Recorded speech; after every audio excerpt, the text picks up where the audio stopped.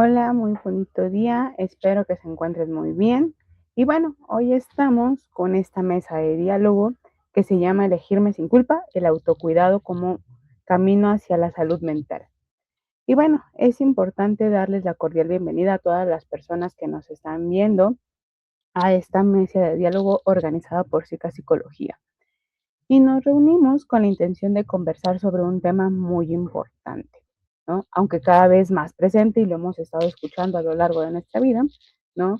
Y que suele estar rodeado de ciertos mitos o malentendidos, esta cuestión del autocuidado y su relación con la salud mental.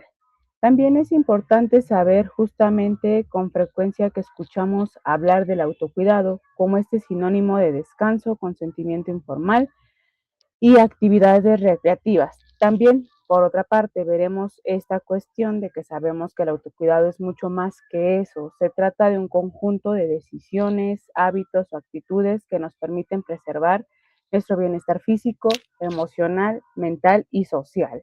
Por otra parte, también sería importante mencionarles que vivimos en una sociedad donde las responsabilidades laborales, familiares, personales suelen ocupar gran parte de nuestro tiempo. ¿Y por qué no ponerlo en esta parte que muchas personas a veces experimentan culpa al priorizar sus propias necesidades, postergar el bienestar o considerar que cuidar de sí mismas es un acto de egoísmo, cuando en realidad constituye una condición de todo lo que hacemos para mantener relaciones saludables, afrontar las dificultades de la vida y prevenir el desgaste emocional? Es por ello que bajo el lema Elegir sin culpa, el autocuidado como camino hacia la salud mental, hoy reflexionaremos sobre este verdadero significado del autocuidado, la importancia de fortalecer nuestra autoestima, el papel de las determinantes sociales, la construcción de hábitos saludables y las herramientas psicológicas que tiene que ver con esto para desarrollar una relación más compasiva y consciente con nosotros. Y es por eso que me gustaría presentarles a nuestras especialistas, quienes compartirán desde su experiencia profesional y los conocimientos que ellas tienen para enriquecer este espacio de aprendizaje y reflexión. Primeramente les voy a presentar a Isabel Ramírez. Isabel Ramírez es licenciada en psicología y maestra en psicoterapia humanista, con más de 10 años de experiencia en atención psicoterapéutica. Cuenta con experiencia especializada en acompañamiento psicológico, en medio hospitalario, así como en la aplicación y calificación e integración de pruebas psicológicas para una evaluación clínica. Además, es importante mencionarles que brinda acompañamiento terapéutico en procesos relacionados con autoestima, manejo de emociones, relaciones interpersonales, separación, abandono, duelo y crecimiento personal, promoviendo espacios de escucha, comprensión y desarrollo emocional. Bienvenida, Isa. Bienvenida, Gis, muchas gracias. Bienvenida también toda la audiencia y es un gusto estar aquí. Muchas gracias. Por otra parte, también quisiera presentarles a Brenda Navarrete. Brenda Navarrete es licenciada en psicología con maestría en psicología clínica y de la salud. Cuenta con un diplomado en terapia cognitivo-conductual y un diplomado en tanatología, y actualmente está cursando la especialidad en evaluación e intervención de trastornos mentales. Cuenta con su experiencia en la impartición sobre talleres en estilos de crianza, bullying, prevención del suicidio, dirigidos a padres de familia, así como algunas conferencias y programas de desarrollo humano para organizaciones públicas y privadas. Brinda atención psicológica a personas en situación de vulnerabilidad ante la violencia física, sexual y psicológica, con un enfoque ético, empático y profesional. Y por qué no mencionarles también que ha participado como especialista en diversos medios de comunicación, entre ellos TV Azteca y El Heraldo 98.5. Bienvenida, Ren. Hola, buenos días. Muchísimas gracias, Giselle. Bienvenidos como a todos, público general, colegas. Gracias por sumarse a este tema que es tan importante para la salud mental, ¿verdad? Como el autocuidado. Así pueden compartir para que más personas obtengan información. Estaría buenísimo. Muchas gracias. Y finalmente les presentaré a Isela.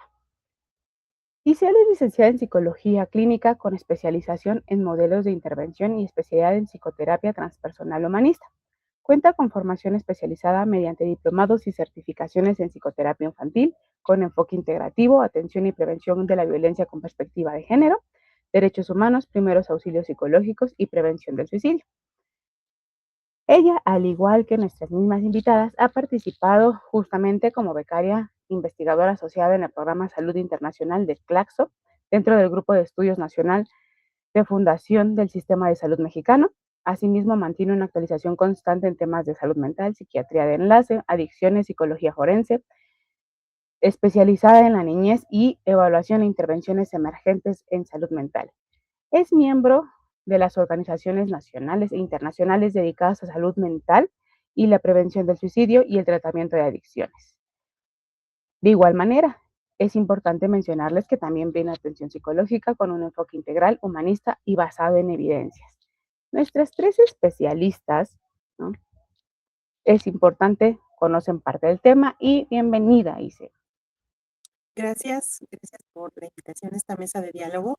Bienvenidos a todos y igual compañeros, compañeras, colegas.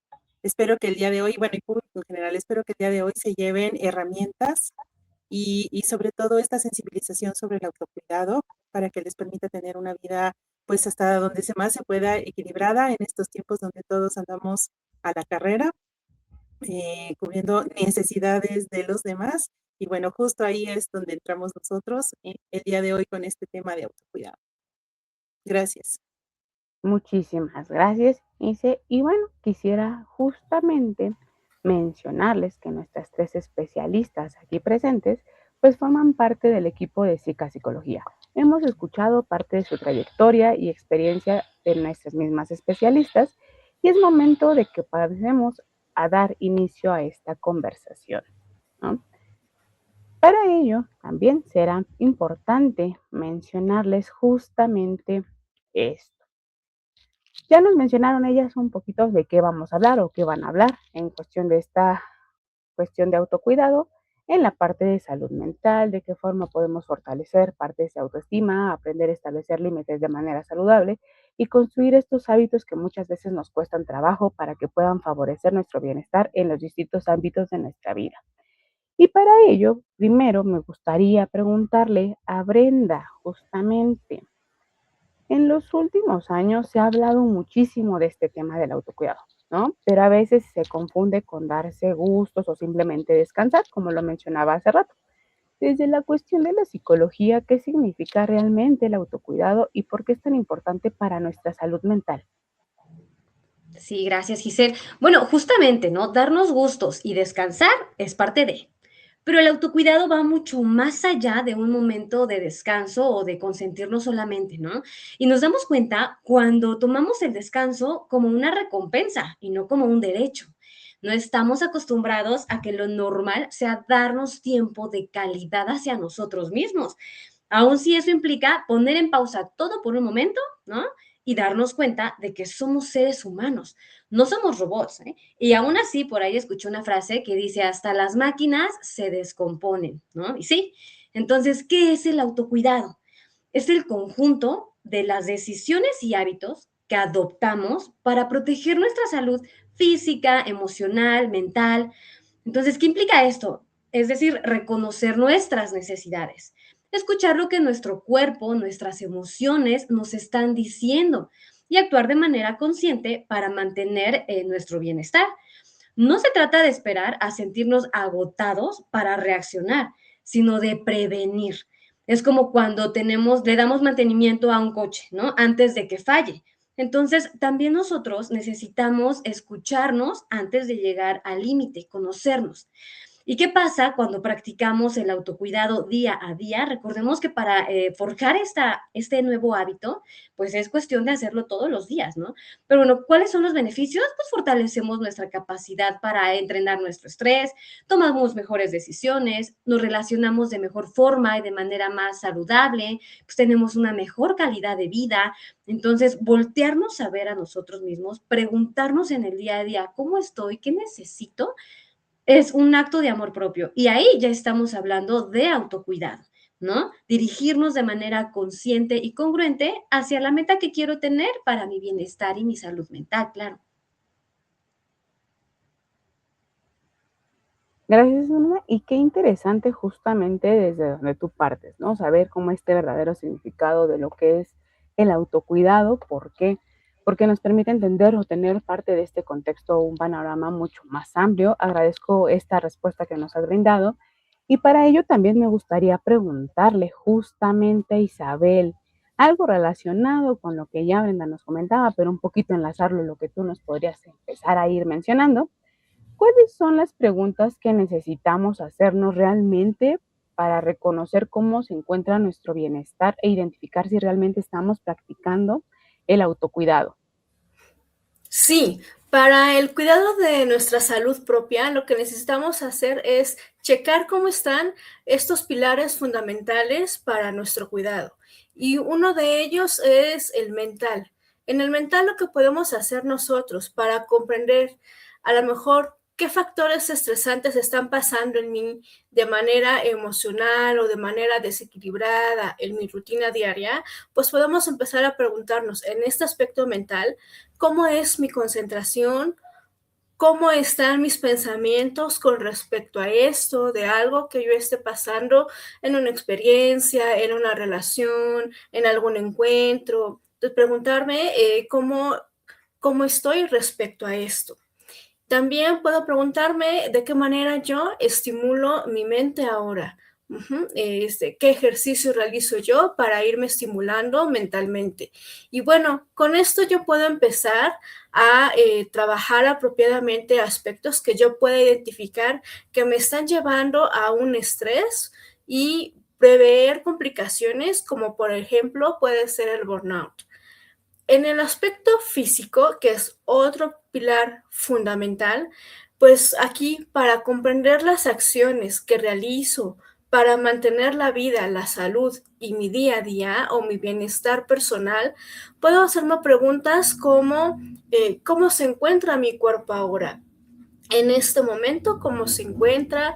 ¿Qué estoy sintiendo yo físicamente o qué estoy sintiendo yo corporalmente? Preguntarme también cómo está mi ejercicio físico, qué actividades realizo para estar en movimiento, de qué forma es mi alimentación, de qué forma es mi sueño.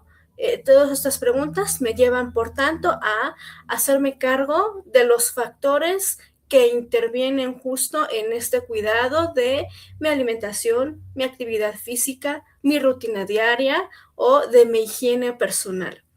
En otro aspecto importante, que es el aspecto emocional, pues bueno, aquí para poder comprender cómo me relaciono conmigo mismo, con los demás y con mi día a día, puedo empezar a preguntarme qué me motiva hoy en este momento, qué estoy haciendo que me lleve a estar en una felicidad, en una tranquilidad. Esa es otra pregunta que me puedo hacer. También preguntarme qué me está irritando ahora con esto que estoy pasando o con esto que estoy viviendo o con esto que me estoy escuchando. Por lo tanto, puedo identificar claramente el propósito de lo que yo estoy realizando. Otro aspecto importante también para este cuidado propio es las relaciones. Aquí yo puedo, para que pueda identificar en mis relaciones este aspecto de respeto o este aspecto de a lo mejor ser libre de violencia, lo que puedo preguntarme es qué tanto yo confío o desconfío de mis relaciones. Puedo preguntarme si tomo en cuenta los recursos que están disponibles de mi red de apoyo. Y entonces yo puedo ir identificando justamente cómo es que me estoy relacionando.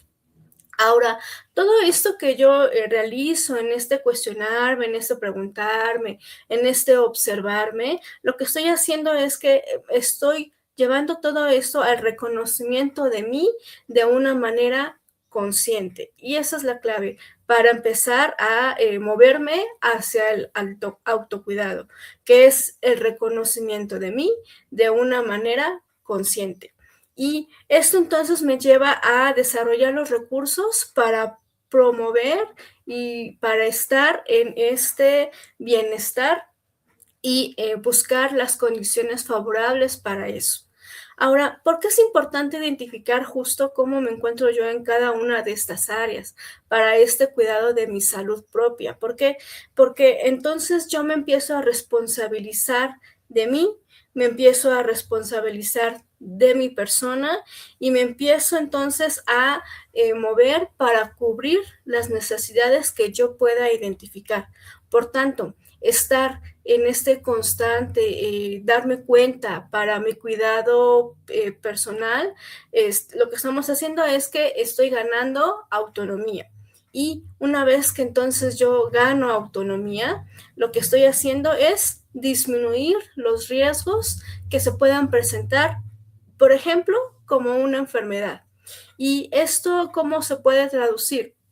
Pues bueno, a veces cuando yo puedo identificar claramente cómo estoy en el aspecto físico, puedo detectar aspectos como, por ejemplo, la necesidad de ir al baño. Entonces, una vez que yo lo identifico, puedo ir entonces a cubrir mi necesidad, que es pues justamente buscar donde se encuentra un sanitario y cubrir esta necesidad.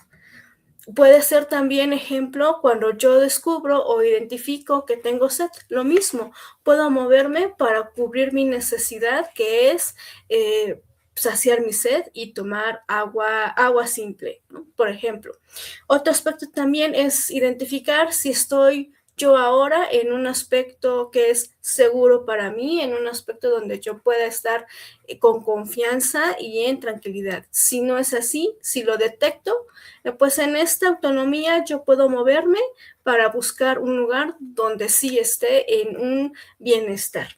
Entonces, es por eso que nosotros empezamos a trabajar en este aspecto para, por tanto, encontrar lo que es algo que me dé a mí placer y algo que me dé entonces un bienestar. Gracias, Isa. Y parto como de estas preguntas que tú nos planteabas o estabas poniendo sobre la mesa. ¿Por qué? Porque creo que muchas veces las dejamos de lado, ¿no? No nos cuestionamos qué ocurre o qué sucede, nada más sabemos que ahí están y que a lo mejor les podemos decir a alguien más, oye esto, oye aquello, pero si tomo en cuenta prácticamente esto de manera consciente o que yo me pregunte de manera consciente si realmente lo practico, pudiera ayudarnos demasiado a realizar algunas situaciones de cambio, porque podría ponerlo también así, como esta situación de realmente si estamos o necesitamos hacer un cambio o permitirnos saber o reflexionar qué estamos haciendo con nosotros. Entonces, agradezco esta participación que nos dabas y hilando un poquito parte también de lo que Isa nos comentaba, pues ahora le quiero preguntar a Isela justamente. Dice, ¿cómo varía la necesidad y la forma de autocuidado en las diferentes etapas de la vida? ¿No? Llámese niñez, adolescencia, adultez y vejez. ¿Cómo sería esto? Si nos puedes platicar un poco del tema. Bueno, aquí un punto muy importante es justamente esta, va de la mano con las preguntas anteriores eh, que se planteaban, y es em, de dónde y cómo o desde dónde aprendemos como hábito el autocuidado. Y aquí tiene mucho que ver desde la infancia, cómo a nosotros nos educan eh, o cómo a nosotros nos enseñan a identificar nuestras necesidades y a cubrirlas. Obviamente en la infancia pues dependemos de nuestros padres, de nuestros cuidadores para eh, obtener esa necesidad pues desde que somos bebés, cuando pedimos alimento, la leche, el cuidado, porque no hay una autonomía. Esa autonomía que mencionaban hace rato la adquirimos en esa etapa. Y si en esa etapa esa autonomía no se da, entonces en las etapas posteriores nosotros no vamos a identificar cuáles son nuestras necesidades y prioridades dentro del autocuidado.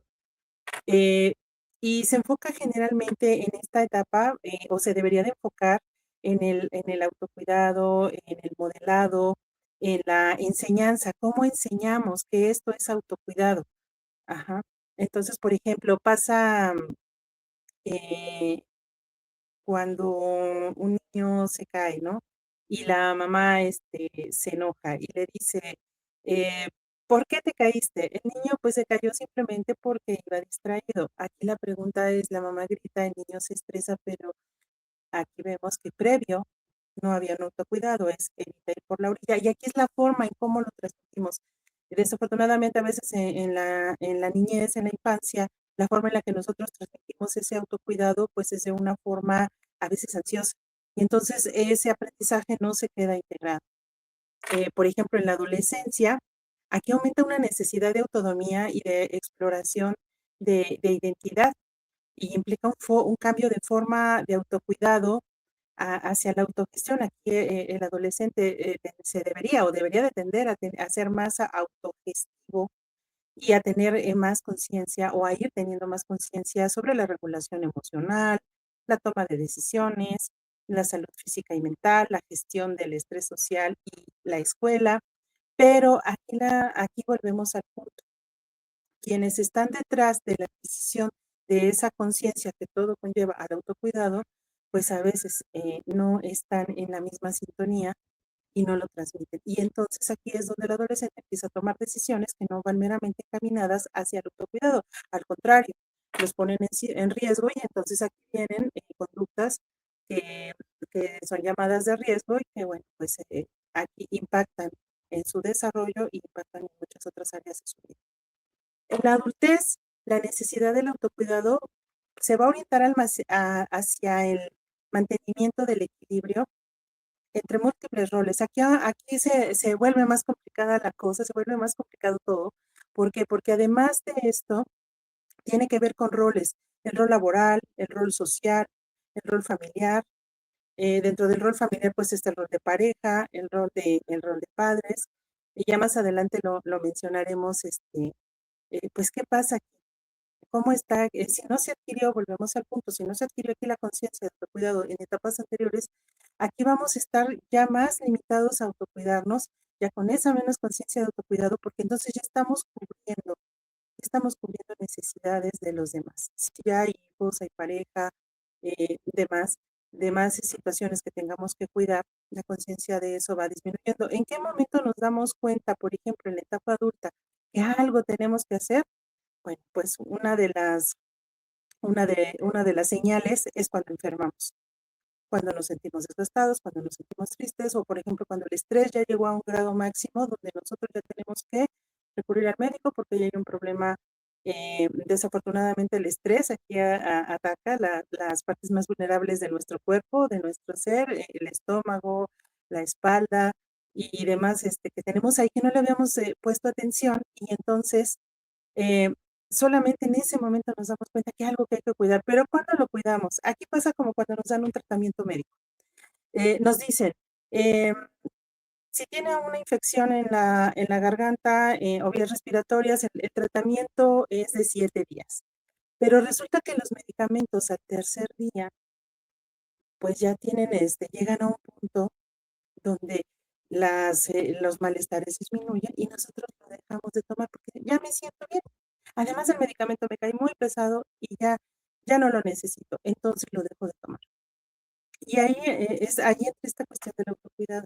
Y algo que, bueno, pues lo explican, los medicamentos están hechos para que eh, en esa etapa cumplan su función, en esa etapa de los 7 días, a veces hasta los 10 días, pero si yo no lo hago en esa etapa, la probabilidad de recaída más adelante o en un futuro y que la enfermedad sea aún más aguda, pues es muy alta. Entonces, digo, como ese ejemplo podemos poner muchos, y entonces la etapa adulta complica esta parte del autocuidado. A mí me decía una paciente en algún momento, por alguna situación ella estaba cuidando de un familiar, pero estaba súper desgastada, mega desgastada, y me decía, es que ya no puedo. Y yo le decía, es que usted tiene que priorizar el estar bien, el ir al médico, el ver qué está pasando. Le duelen las rodillas, le duele la espalda, no puede dormir. Y me dice, no. Y lo primero que me dijo justo fue esto, y aquí es donde viene la culpa, esta parte fundamental del autocuidado que es la culpa. Me dice, es que van a pensar que soy egoísta. Si yo digo que ahorita no puedo ir a cuidar a mi familiar porque me siento mal, van a pensar que yo soy egoísta. Y ahí vemos que, bueno, pues como van avanzando las etapas de la vida, pues bueno, ya no eh, ya no contamos con esas herramientas, hay que sensibilizarnos en tenerlas. Por ejemplo, uno de los objetivos que yo les pongo en algún momento en sesión, les digo, pónganse un objetivo para la semana y empiecen a darle vueltas y a darle vueltas. Es algo muy sencillo como tomar agua. A lo mejor no tomamos agua, no nos damos cuenta que son aproximadamente 2 litros de agua al día el que tenemos que tomar o debemos tomar. Entonces, eh, puede ser eso un objetivo. Entonces, a veces no estamos conscientes de esa necesidad que es prioritaria para nosotros como tomar agua. Entonces, yo decía a mis pacientes, tomar agua puede ponérselo como objetivo y entonces, pues de ahí se siguen otros. Bueno, otra etapa importante es la vejez. Aquí la necesidad de autocuidado se intensifica por lo que ya comentábamos hace un momento. Esta parte del no haberse cuidado con anterioridad, pues ya implica que en esta etapa de la vida ya tenemos o ya contamos con alguna enfermedad crónico-degenerativa. Aquí hay algo muy importante, que además de eso, pues ya hay una carga emocional, ya hay una carga mental porque vamos pasando por duelos. Esos duelos a veces nos llevan a un aislamiento, a un ensimismamiento, donde el autocuidado también está dejado de lado. Entonces ahí es donde se va perdiendo la autonomía y aquí lo que hay es una lucha por tratar de adaptarnos, pero no sabemos cómo. Generalmente en esta etapa es donde en la vejez, por ejemplo, es donde son más reacios o somos más reacios o hay esa tendencia a evitar ir al psicólogo. Entonces, a veces se sugiere, por ejemplo, en los servicios de salud a nivel público, a nivel privado, se sugiere que la persona que, por ejemplo, le han detectado alguna enfermedad, del tipo que sea, sobre todo las crónico-degenerativas, pues el acudir al psicólogo. Obviamente, bueno, ahí hay todavía toda una controversia en cuanto a los servicios y cómo se brindan, pero tampoco va. Entonces, esto va a limitar ese autocuidado y va a incrementar la dependencia del cuidado de los demás. Pero aquí hay algo muy importante. Si los otros no aprendieron a cuidarse, pues no van a tener la tolerancia y la paciencia para cuidar a una persona que ya está perdiendo autonomía y que requiere también de un cuidado, pero que no se aprendió a cuidar. Y entonces eso va a incrementar el nivel de cuidado del otro y ahí se vuelve un círculo vicioso donde se viene generando un desgaste. Y qué interesante, porque parto de esto que ya han mencionado, creo que las tres, ¿no? ¿Qué es lo que sucede en cuanto a preguntas conscientes? Sí, realmente nos respondemos desde este punto de manera clara, precisa y a lo mejor sí, con esa certeza de decir cómo me cuido o qué estoy haciendo para cuidarme en las distintas etapas de la vida, ¿no? Agradezco mucho tu participación, Ise, y pasaré también ahora con Brenda. Hemos hablado y tú tocaste y parte de nuestras especialistas han tocado como este tema de la culpa, ¿no? Y yo quisiera saber, y creo que la mayoría de aquí quisiéramos saber, muchas personas sienten culpa cuando se ponen como esta prioridad o establecen ciertos límites, ¿no? ¿Por qué sucede esto y cómo podemos aprender a cuidar de nosotros sin sentir que estamos siendo egoístas? Ujú. Sí, claro, mencionas una parte muy importante, Giselle, como lo es el establecimiento de límites. Y es que sucede que desde pequeños, bueno, no todos, no quiero generalizar, pero sí a la mayoría nos enseñaron que establecer límites es faltarle al respeto a la otra persona, ¿no? Que no priorizar a los demás, entonces ya es un acto de egoísmo. Y así muchos mitos, ¿no? Muchos mitos, perdón. Entonces, muchas veces crecimos con esta idea en donde cuando decimos que no, queremos establecer límites o queremos priorizarnos, priorizar nuestro bienestar, entonces aparece la culpa. ¿Por qué? Por el deber ser, es que no debo de. Estas creencias limitantes, que justamente su nombre lo dice, ¿no? Nos limitan a priorizarnos. Desde ya no quiero hacer este tipo de trabajo o llevar este tipo de estilo de relación, incluso de vida, de lo que sea, pero ¿qué quiere la otra persona? Y entonces es ahí cuando nos vamos nosotros poniendo trabas, ¿no? Y ojo aquí, los límites, hay algo bien interesante que tenemos que saber de esto. No es tanto para los demás, ¿sabes? De decir, tú no me grites o tú entiéndeme. Tú tienes que hacer lo que esté en tus manos para que yo esté bien. ¿Por qué? Porque justamente como comentaba Isabel, ¿no? La responsabilidad la depositamos en alguien más. Entonces, ¿en qué momento nosotros nos hacemos responsables de nuestro autocuidado?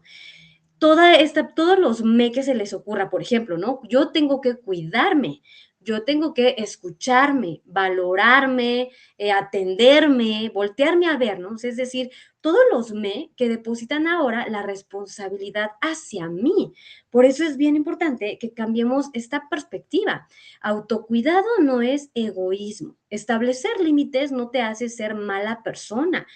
Es un acto de responsabilidad.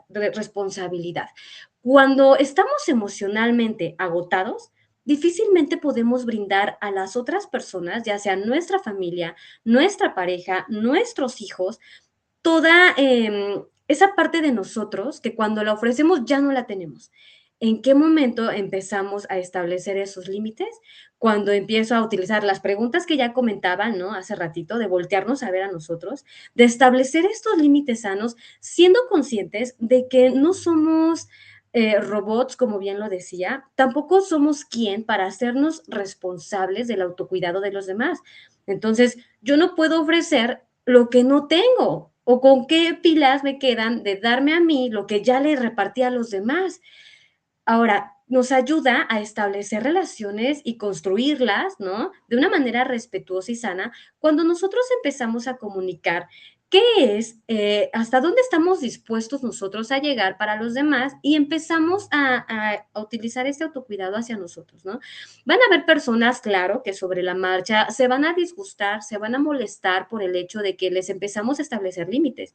Pero bueno, justamente esas personas son las que se benefician de que no los pongamos. Entonces, el daño no es que se los hagamos a los demás, nos lo hacemos a nosotros mismos. Y aquí hay algo bien importante porque la culpa viene de un estilo de vida que ya nos acostumbramos a llevar y que lo importante aquí es empezar a voltear en nuestras propias cartas hacia nuestro propio juego. Eso no nos hace malos, nos hace amarnos a nosotros mismos y que es un hábito que debemos empezar a implementar en el día a día, ¿no? Entonces, de ahí viene la culpa, de todo lo que nos enseñan, de toda esta priorización de los demás. Y bueno, el límite, recordemos, es para nosotros mismos. Gracias, Gwen, por parte de esta respuesta, porque justo, ¿no? Nos enseñaron o socialmente tenemos algunas creencias o algunas ideas con respecto a cuidarnos y ser como este sinónimo, ¿no? No me gusta usarlo, pero es como de, bueno, eres egoísta, te priorizas, ¿por qué no los demás, no? Entonces, esto nos da como un panorama de lo que podemos empezar a ir preguntándonos y también cuestionándonos. Y ahora yo quisiera preguntarle sobre esta misma línea que tenemos a ti, Isa. La autoestima es uno de los pilares del autocuidado, ¿no? Pero ¿cómo podemos fortalecerla para desarrollar esta relación más saludable con nosotros?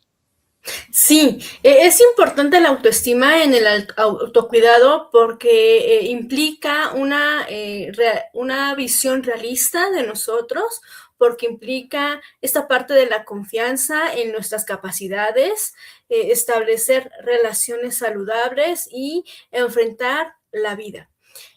¿Cómo podemos entonces ir fortaleciendo esto? Pues bueno, primero, pues evitar la generalización. Porque, por ejemplo, habrán aspectos de nuestra vida, de lo que hacemos, que no nos salgan como a nosotros nos gustaría que salieran. Entonces, muchas veces nos vamos hacia estos pensamientos de todo siempre me sale mal, o a lo mejor como todas las personas son de X manera de ser.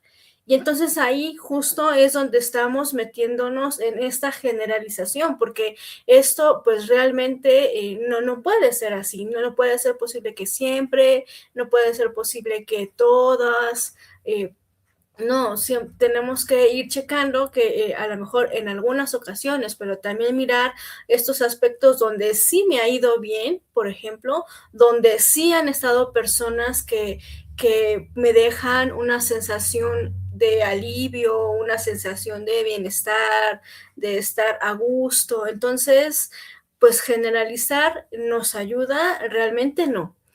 Otro punto importante es establecer metas para nuestra vida, para nuestra actitud, para nuestro día a día. Y aquí pues hay que hacer esto colocando desde una posición realista, también desde tiempos alcanzables y de formas sencillas. Por ejemplo, si yo me establezco este objetivo o esta meta de ya querer hacer actividad física, tener ejercicio para fortalecer mi cuerpo, bueno, de si es de una manera realista, entonces yo puedo saber que si, por ejemplo, yo no he realizado ejercicio jamás en mi vida hasta este momento, pues bueno, saber que este ejercicio va a ser algo que es poco a poco y que va a ser de iniciar desde lo básico hasta ya a lo mejor lo que se puede considerar de una manera pues más fuerte, podemos ponerle de alguna forma. Entonces, yo no puedo esperar que mi objetivo sea alcanzado a lo mejor en un mes, o tampoco puedo empezar a hacer ejercicio con pesas, con carga excesiva, porque como soy principiante, entonces a lo mejor puedo empezar con mancuernas. Entonces, ahí estamos estableciendo metas desde una forma realista. Otro punto importante es evitar comparaciones de mí con los demás. Esto es importante porque, pues, de entrada somos suficientes. Ya por ser como somos suficientes y entonces necesitamos empezar a valorar lo que tenemos, mejorar lo posible, también desde una visión realista, checando hasta dónde yo puedo hacer o hasta dónde yo puedo realizar. También importante perdonarnos a nosotros mismos cuando podemos sentir que hacemos algo que va esta capacidad de perdonarnos. Por lo tanto, no llevarnos o no irnos hacia castigarnos y al contrario, aprender de nuestros errores y ser amables con nosotros mismos. Otro punto importante para la autoestima es la gratitud. La gratitud lo que nos está ayudando es que nos permite hacer consciente las situaciones que normalmente ya están en nuestra vida, lo convierte en suficiente. Y entonces esto nos ayuda a nosotros en nuestro día a día, porque ya podemos ver de una manera clara y de una manera consciente lo que ahí está. Otro punto importante es el dedicarme tiempo a mí de una manera consciente y entonces aquí entra lo que veíamos de priorizar mis necesidades, estar al cuidado de mí y estar con estas herramientas para cubrir lo que me está pasando ahora. Otro punto importante también es evitar personas que pudieran enfocarse hacia algo negativo o hacia algo dañino. Esto pues nos permite a nosotros justo poder imponer o poder establecer como prioridad mis necesidades, mis derechos y saber decir no a lo que yo identifico que justo me puede afectar a mí de una manera física, emocional o mental. Y otro punto que también es importante es realizar una actividad recreativa o una actividad que sea a gusto personal, donde lo estoy haciendo con una sensación de bienestar, de alegría, de confianza y pues bueno, todos estos puntos nos ayudan justo a ir fortaleciendo la autoestima. Gracias, Isa. Y si parto de esto que tú mencionaste ahorita, como todos estos puntos de manera realista, creo que a veces ponemos metas que no son como alcanzables por la parte de esos pequeños pasos, ¿no? Dar como este seguimiento. Y esto es muy importante por lo que también me da plantearle justamente a Isela. Isela, actualmente vemos toda esta tecnología o esta era digital, ¿no? Pero ¿cómo integrar el autocuidado con la vida digital y en tiempos de alta conectividad? Bueno, aquí es muy importante, estamos hiperconectados.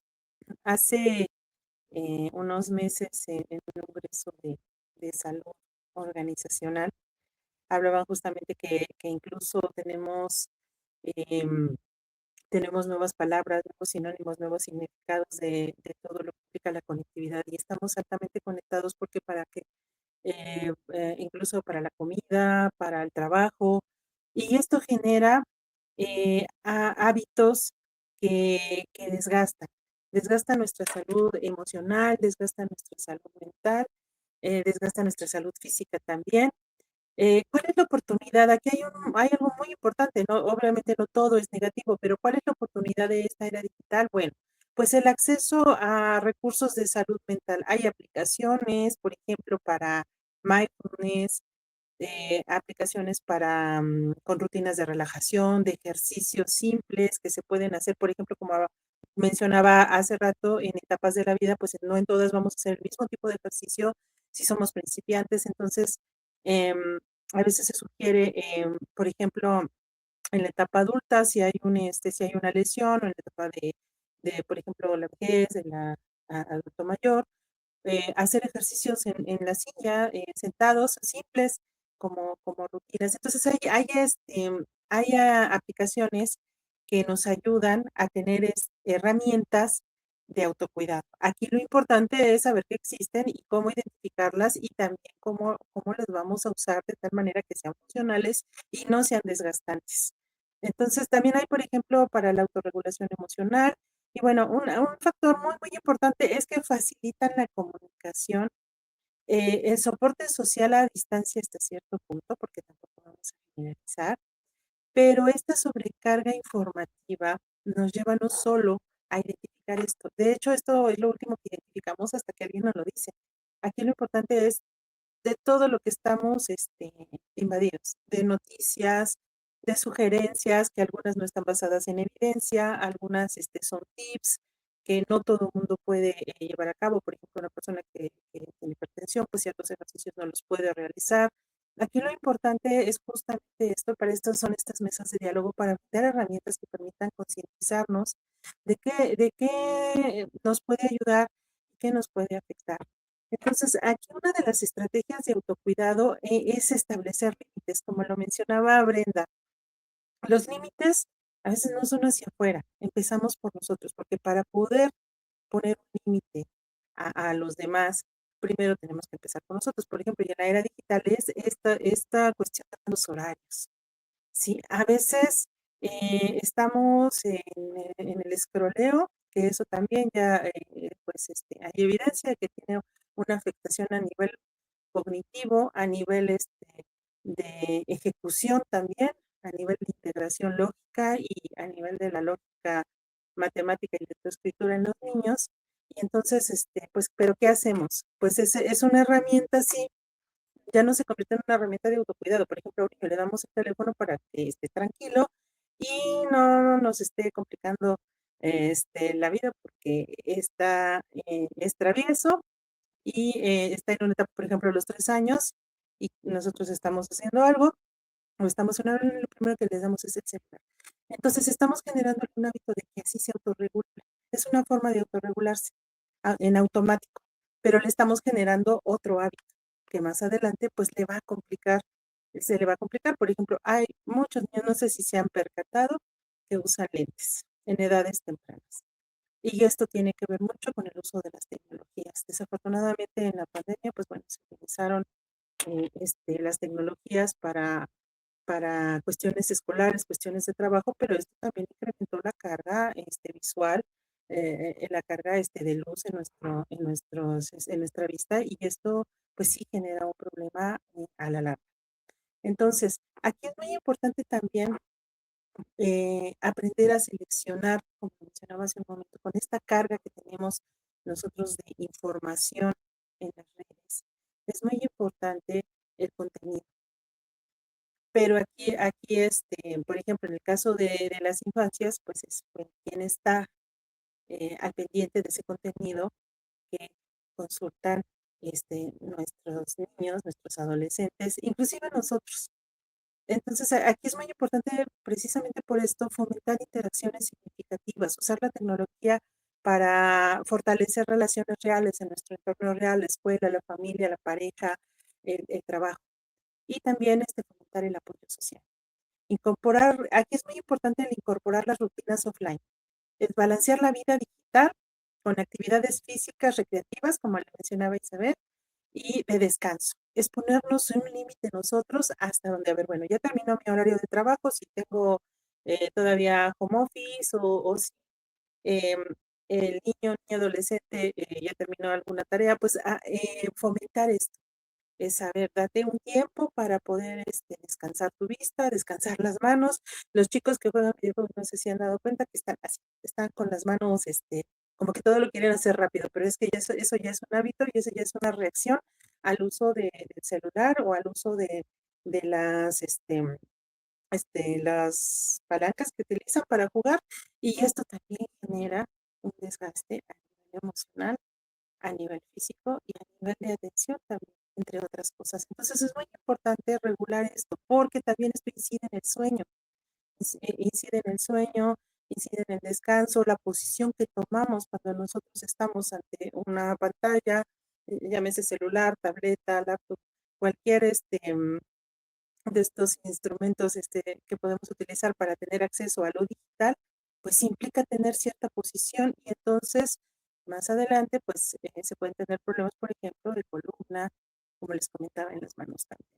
Entonces es muy importante la autorregulación de el uso de las aplicaciones, el uso de las redes que tienen contenido digital, social, que muchas veces pues nos genera también estrés, cierto tipo de noticias, las estamos viendo, estamos sobre un tema que no vamos a resolver tampoco, sí nos puede concientizar, pero ya genera un grado de estrés que va limitando también nuestra capacidad de sueño, incluso la alimentación también.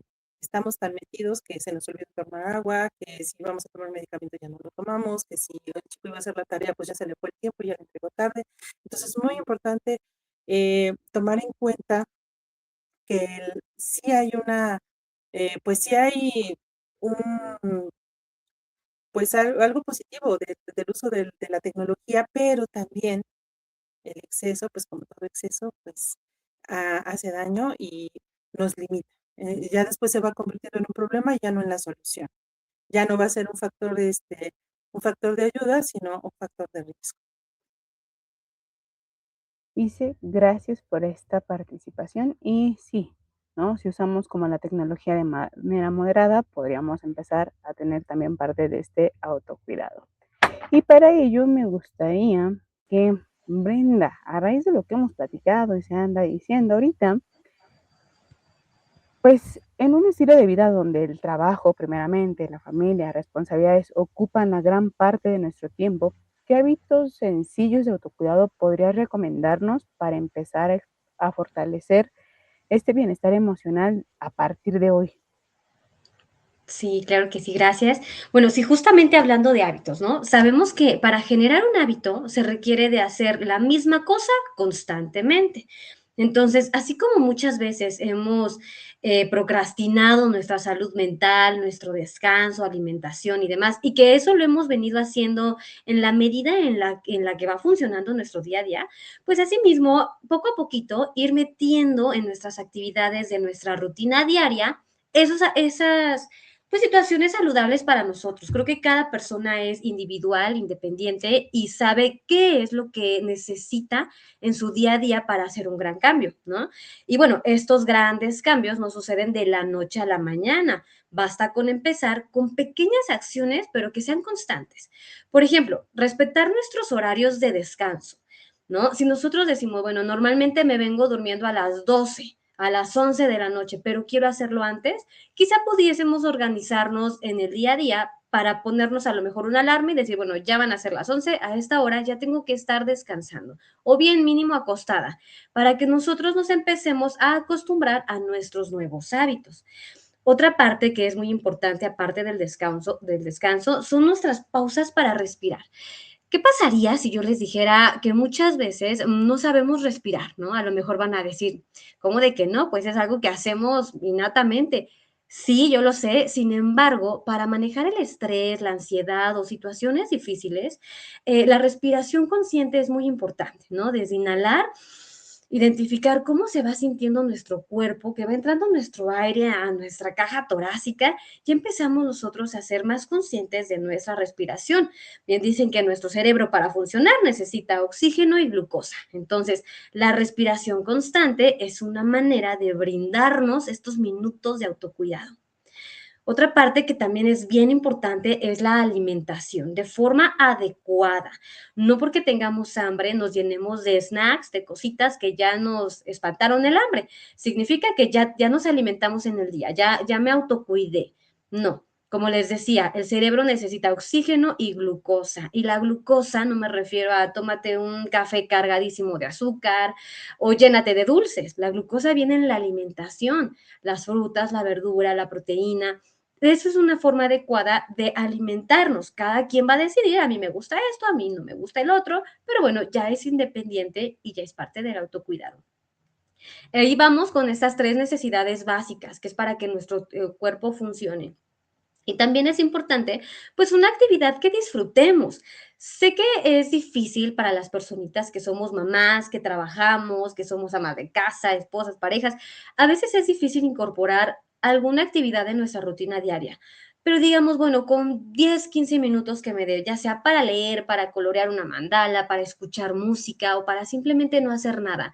Implementar este hobby, este nuevo hábito en nuestro día a día cuando terminemos el día y nos empezamos a analizar, a ver, ¿qué fue lo que más me gustó del día? Y que terminemos por decir, bueno, lo que más me gustó del día fue darme esos 15 minutos de reflexión o esos 15 minutos en la tarde cuando vi mi película favorita, ¿no? Entonces, también es importante. Es importante que normalicemos y pongamos como nuevo hábito preguntarnos con frecuencia, ¿cómo estoy en este momento? Si podemos hacerlo a cada ratito, a cada hora, nos volvemos más conscientes. Ah, ya necesito esto, necesito descansar, necesito parar. Bien lo comentaban hace ratito, ¿no? ¿Para qué? Para que nuestras emociones las regulemos y no se tengan que estar acumulando y que al final del día ya estemos desbordadas emocionalmente o desbordados emocionalmente. Ahora bien, hay personitas, o no sé si les pase, a mí muchas veces me suele pasar, ¿no? Es que yo puedo con todo y yo tengo que resolver y bueno, con el día a día me he dado cuenta que sí, okey, podemos con todo, pero no con todo al mismo tiempo. Y sí, podemos solos, pero no estamos solos, por naturaleza somos personas sociales. Entonces, buscar apoyo en nuestros familiares, amigos, en un profesional de la salud mental, nos da un cachito de lo que también ofrecemos hacia los demás. Es parte del compromiso hacia nosotros mismos, hacia nuestro bienestar emocional. Y como reflexión final, me gustaría recordarles que el autocuidado no es un premio que nos estamos dando cuando terminamos toda nuestra rutina diaria. Imagínense si realmente tuviéramos que recibir un premio por terminar todas las actividades del día. Y entonces, cuando nos damos el permiso de no lavar los trastes el día de hoy, ¿no tenemos premio? ¿No? Entonces, esta parte no es un acto de ya tienes tu medallita porque ahora sí terminaste todo. No, no, no. Es un acto de autocuidado el permitirnos cumplir, claro, con nuestras actividades, pero a nuestro tiempo, a nuestra manera, siendo conscientes de que necesitamos pausas y nuestro propio regalo, si quieres agradecernos. El día de hoy lo intentamos, lo hicimos mejor que ayer, o el día de hoy me di el permiso de llorar, ¿no? Bien dicen por ahí una lloradita y se te reinicia la vida, un descanso y también, entonces, también, ¿por qué no? ¿Por qué no normalizar el hecho de pedir ayuda, de descansar? Entonces, son esos hábitos que si bien empezamos a cuidarlos desde nuestras necesidades básicas hasta el área social y recreativa, ya estamos haciendo mucho en el día a día. Gracias, Bren. Y qué interesante lo que planteas, ¿no? Toda esta parte de qué hacer para nosotros, como estas cuestiones de autocuidado de manera sencilla y práctica que muchas veces dejamos de lado o damos por sentado que se hace, ¿no? Te agradezco mucho que nos hayas acompañado el día de hoy y quisiera pasar con Isabel. Isabel, y yo parto de ya lo que nos han comentado, lo que tú nos has platicado, ¿cómo influyen las determinantes sociales en la forma en la que las personas ejercen el cuidado?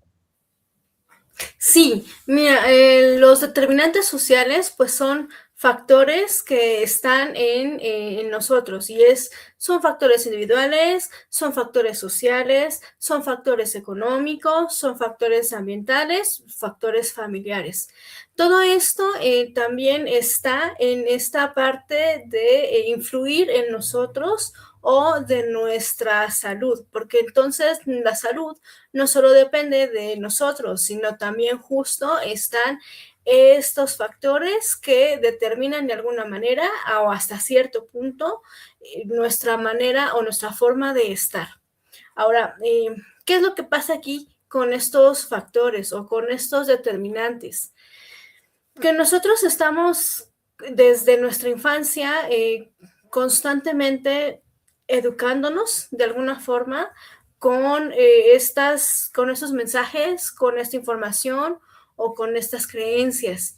Pero muchas veces estos mensajes o esta información o estas creencias nos llevan lejos como de avanzar, de estar en crecimiento, nos llevan a ser un limitante en buscar nuestro cuidado individual.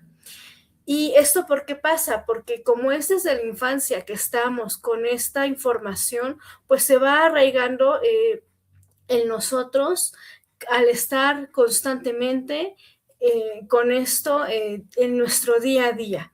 ¿Y qué es lo que podemos hacer para detectar cuando esos mensajes, lejos de ayudarnos, nos limitan o nos llevan a no tener este cuidado en nuestra salud? Pues bueno, tratar de ir abandonando estas creencias, estos pensamientos o estas conductas para entonces desde ya nuestra autonomía poder encaminarnos hacia un autocuidado.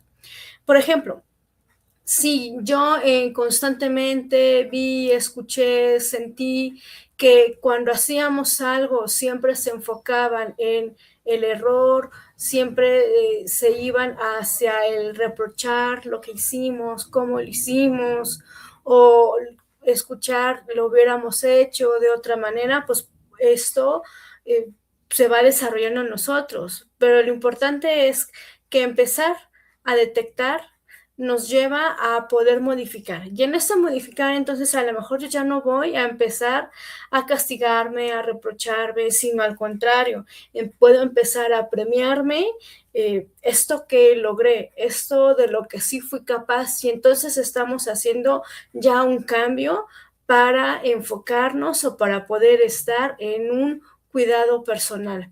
O sea, la clave entonces es que empezar a abandonar esto que ya detectamos como un aspecto que nos puede ir limitando en nuestro bienestar o en nuestra salud, en nuestra felicidad o en nuestra tranquilidad.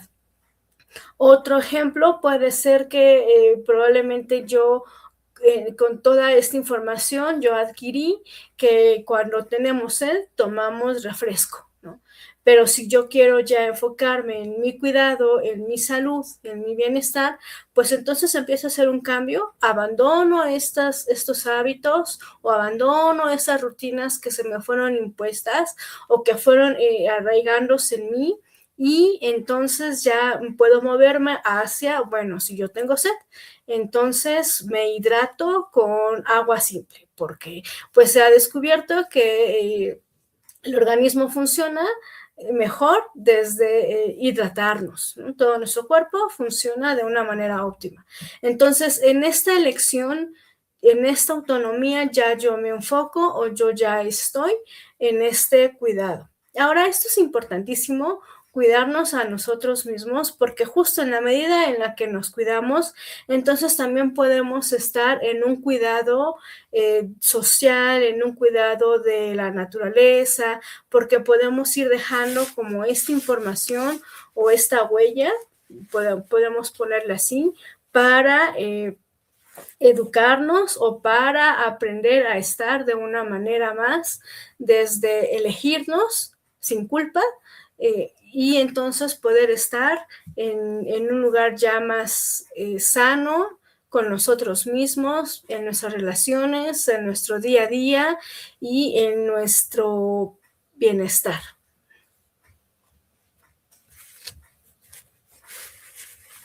Isa, justo algo de lo que tú comentabas, cómo vamos influyendo con todo esto. Y agradezco también parte de esta participación porque nos das como esos puntos o este panorama del que muchas veces no somos tan conscientes, ¿no? Como lo venía diciendo Brenda, como lo viene diciendo Isela, como lo vienes diciendo tú, que a veces hacemos cosas en automático, ¿no? Sin embargo, si tomamos en cuenta todo esto, podemos darnos la idea de que empezar a ir construyendo, aunque sea paso a paso. Agradezco tu valiosa participación y ahora pasaré contigo, Isela. ¿Qué consideraciones especiales debemos tener para poder promover el autocuidado en poblaciones vulnerables o con condiciones específicas en salud mental?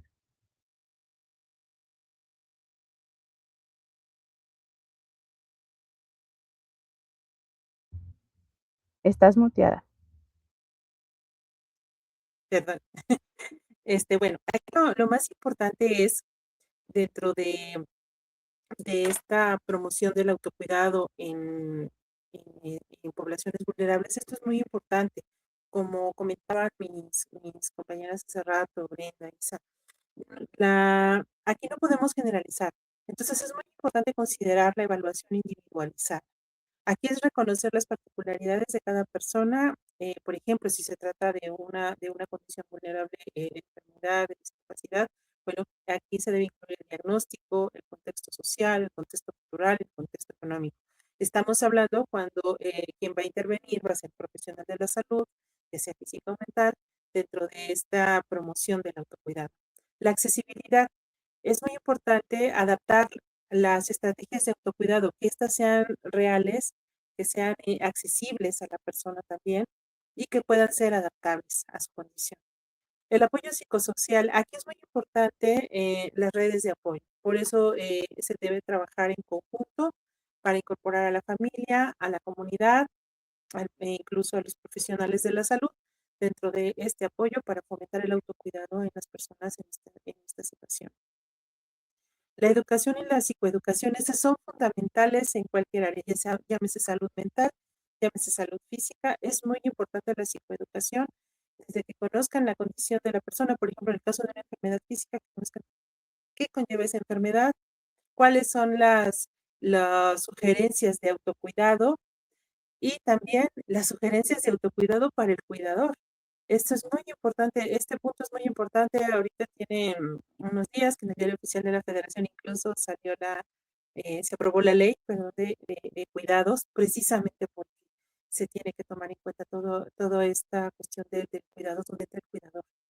Ya que estamos hablando de autocuidados, es muy importante que lo revisemos, echemos una revisada en qué consiste esta ley, qué es lo que fomenta, y aquí es donde entra la educación, la psicoeducación y el empoderamiento. El empoderamiento es una palabra muy amplia que involucra el autocuidado, la autonomía, la toma de decisiones, eh, y es muy importante aquí, como lo mencionaban mis compañeras, respetando el ritmo y las limitaciones de cada quien. No le podemos exigir a una persona que lleva años sin hacer ejercicio que lo haga ya. Pero es que, ¿por qué no ha empezado a hacer ejercicio? Bueno, porque es un hábito y un hábito para adquirirlo tarda unos meses. Entonces se debe de empezar poquito a poquito. Por ejemplo, hay una técnica que se llama, es una técnica japonesa de los 5 minutos. Es empezar por 5 minutos. 5 minutos subiendo y bajando los pies, sin necesidad de brincar ni nada.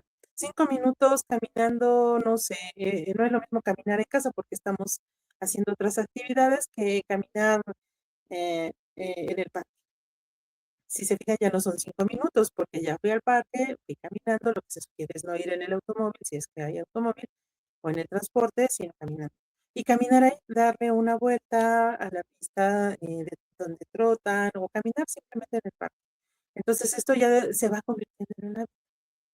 Pero si le decimos, no, es que tiene que empezar con 45 minutos, media hora, aquí es donde viene la, la adaptación a las necesidades y posibilidades de la persona y entra la parte.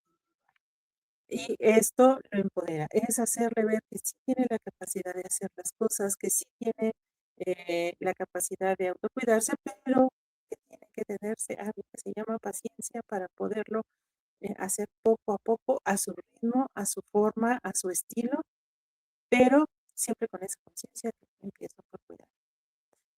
La otra son las intervenciones integrales que van de la mano de todo lo que les comenté hace rato, que es la evaluación individualizada, accesibilidad, apoyo psicosocial, educación, psicoeducación, empoderamiento. La sensibilidad cultural es muy importante. Aquí es muy importante respetar las creencias, valores, prácticas culturales que influyen en la percepción y la práctica del autocuidado. ¿Por qué? Porque si ya es como tradición que todos toman refresco porque la abuelita lo dijo, por ejemplo, y nosotros queremos hacerlo de una manera muy abrupta, la otra persona lo va a sentir como una amenaza o como algo que no le va a gustar. Entonces es ahí la forma en la que nosotros, la empatía, la forma asertiva en la que nosotros hacemos el comentario que pues eso está bien, pero pues ya se dio cuenta que a lo mejor tu abuelita paterna pues padece hipertensión, diabetes, que eso pues le ha complicado, bueno, para que usted pues puede tener el mismo riesgo, pero lo eh, puede limitar ese riesgo si usted empieza por hacer estos pequeños cambios en su vida. Entonces es muy importante la sensibilidad cultural y el adaptar, por ejemplo, en el caso de nosotros como profesionales de la salud, el adaptar los programas y las formas precisamente a estos contextos. Con esto también incluimos la prevención del estigma. Esto es muy importante. La prevención del estigma incluye el evitar poner las etiquetas. Entonces, esto es fundamental para que la persona también, por ejemplo, si está en un servicio de salud mental y salud física, se pueda adherir. Digo, es un factor porque son otros tantos, pero es un factor importante para que la persona se adhiera al tratamiento y que tenga la confianza en que lo que nosotros le estamos diciendo le puede ser funcional para hacer cambios en su vida que le permitan tener un equilibrio. Hay algo muy importante que yo siempre menciono en consulta y es busca tu punto de equilibrio. Cuando tú le preguntas a una persona, ¿sabes cuál es tu punto de equilibrio? Te dice, no sé, porque no lo ha identificado como una forma de autocuidado. Ese punto de equilibrio es salte de la situación, aprende a salir de ahí, entra los límites. Son una serie de estrategias que ya en el proceso, por ejemplo, en el proceso terapéutico, en el proceso de asesoría, se les puede brindar para que puedan aprender eh, y desaprender algunos hábitos que les lleven a un bienestar donde ellos aprendan y sean conscientes a su ritmo y a su forma que pueden tener el control de esto y que pueden poner límites sin culpa. Gracias, Ise, por esta participación y esos puntos tan importantes y primordiales que nos das, ¿no? En estas situaciones de población vulnerable o con ciertas condiciones de manera en específica para la salud mental, que parte de nuestra audiencia pudiera empezar a tomar en cuenta o irlas implementando.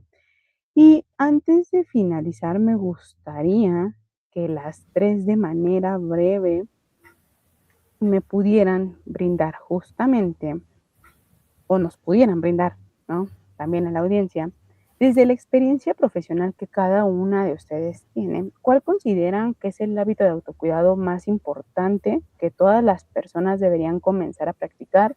Una, para fortalecer su salud mental y por qué. No sé quién quiere empezar.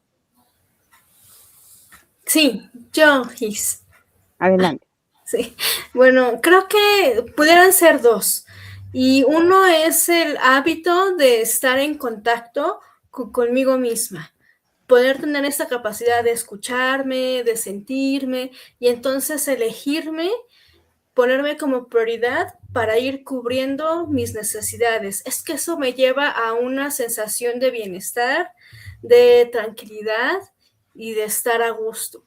Otro punto importante, pues, es el cuidar y analizar lo que pasa en mi entorno y lo que pasa en mí, porque entonces también me lleva en este cuidado a disminuir el riesgo que pueda presentarse en alguna situación importante o en alguna situación simplemente.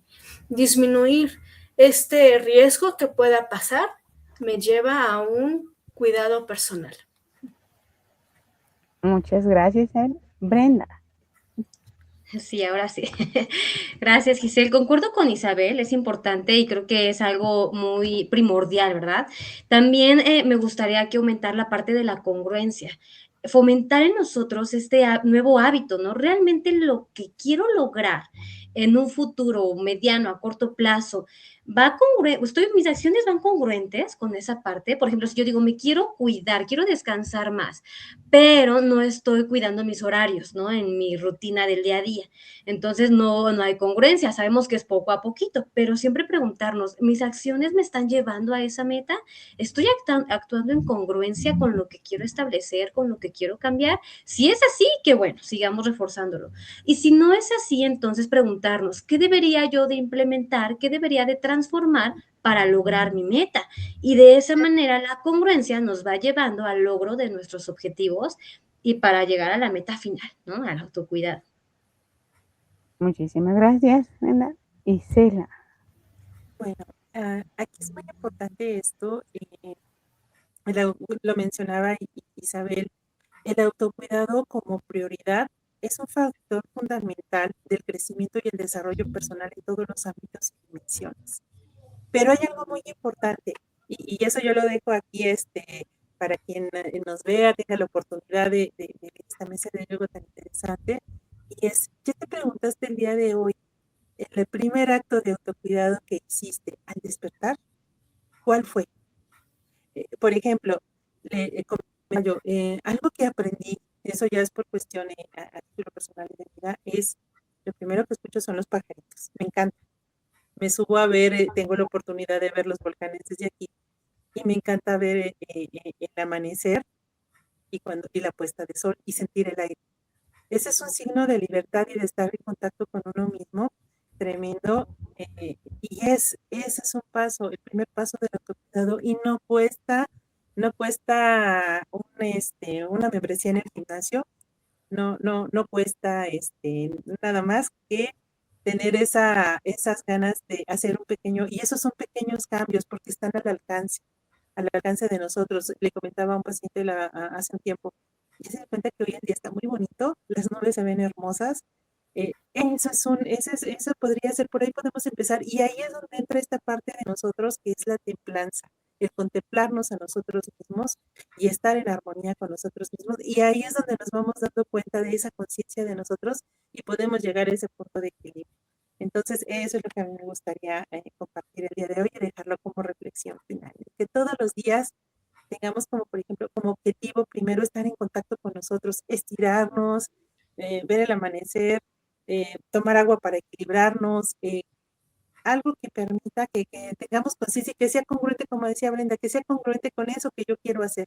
Y es empezar por esas pequeñas cositas que son grandes, son grandiosas, cuando las hacemos son grandes pasos, pero ya cuando las realizamos son grandes pasos y nos van a permitir pues tener esta conciencia de autocuidado día con día. Si yo comento, es como si te recetaran el paracetamol cada 8 horas o todos los días o cada 24 horas un medicamento. Así, cuando se despierte se lo toma y cuando se acuesta da gracias porque el día terminó y terminó en un punto de equilibrio para usted, algo así. Les agradezco a las tres justamente por sus participaciones y por esos puntos tan importantes que nos acaban de mencionar.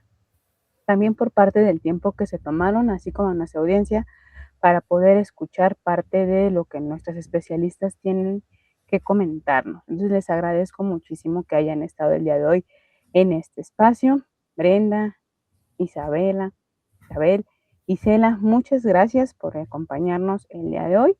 Les agradezco muchísimo.